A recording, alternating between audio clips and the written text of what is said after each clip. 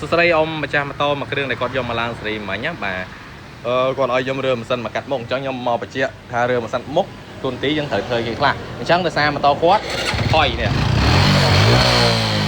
បាទតើគាត់គឺថយអញ្ចឹងគាត់ឲ្យខ្ញុំរើមកកាត់មុខបាទអញ្ចឹងខ្ញុំបញ្ជាក់រើមកកាត់មុខគឺយើងដូរគេខ្លះបាទទី1គឺយើងដូរក្បាត់វីស្តុងស្អីសម័យឡើងវិញស្អីច្បាប់អីឡើងវិញមកអញ្ចឹងទៅបាទហើយតែប៉ុណ្្នឹងទេយើងធ្វើឲ្យមកវាបាត់ថយប៉ុន្តែដោយសារម៉ាស៊ីនអ៊ំគឺមានបញ្ហា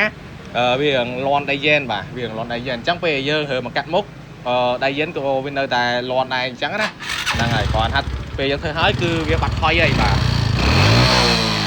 យើងធ្វើហើយគឺវាបាត់ថយប៉ុន្តែអាលាន់ចេញពីម៉ាស៊ីនវានៅតែលាន់បដើអញ្ចឹងបាទហ្នឹងចង់បញ្ជាក់ប្រាប់អញ្ចឹងកុំឲ្យថារើម៉ាស៊ីនកាត់មុខហើយហេតុអីក៏នៅលាន់អញ្ចឹងណាអានេះខ្ញុំនិយាយឲ្យពួកខ្ញុំទៅបានដោះធ្វើដែរអញ្ចឹងខ្ញុំនិយាយបញ្ជាក់ក្នុងវីដេអូហ្នឹងហ្មងទៅហើយក៏ខ្ញុំផុសហ្មងទៅហើយករណីមួយទៀតពេលយើងរើហើយវានៅហុយតិចតិចបាទដោយសារវាមានប្រេងជាប់មួយពុងម៉ាំងនេះយើងជិះមួយរយៈទៅវាបាត់ហុយហើយប្រហែលចាំមើលខ្ញុំព្យាយាម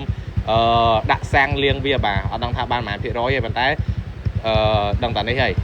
បាទវាដឹងតែពេលយើងរើហើយដឹងវាហុយតិចតិចហើយប្រហែលហុយចេញមកពុងសំាំងទេបាទហ្នឹងហើយបែរបើយើងលាងស្អាតអាហ្នឹងវាលែងហុយតែប៉ុណ្្នឹងទេចាំមើលខ្ញុំព្យាយាមធ្វើឲ្យបាន90% ចុះបាទហ្នឹងហើយអញ្ចឹងមកបញ្ជាក់ប្រាប់ប៉ុណ្ណឹងអ៊ំណាបាទនេះអញ្ចឹងខ្ញុំចាប់ផ្ដើមធ្វើតាមហ្នឹងហើយអ៊ំបាទដាក់មុនហើយបាទកុំឲ្យថារើម៉ាស៊ីនហើយរើមកកាត់មុខហើយក៏នៅលាន់តែពិតវាលាន់ពីដៃយ៉ែននេះហេលាន់ដៃយ៉ែនខ្លាំងហ่ะតើលាន់ដៃយ៉ែនបាទហ្នឹងហើយបាទអញ្ចឹងអរគុណច្រើនអ៊ំណាបាទវីដេអូនេះមកបញ្ជាក់អ៊ំម្ដងទៀតបាទព្រោះយើងបាននិយាយឲ្យអស់ហើយប៉ុន្តែយើងបញ្ជាក់នៅក្នុងវីដេអូនេះម្ដងទៀតកុំឲ្យពេលធ្វើហើយវាកាប់បង្កពាក្យស្ដីមួយគ្នាអញ្ចឹងណាបាទអញ្ចឹងអរគុណច្រើនបាទខ្ញុំចាំធ្វើតាមហ្នឹងហើយបាទ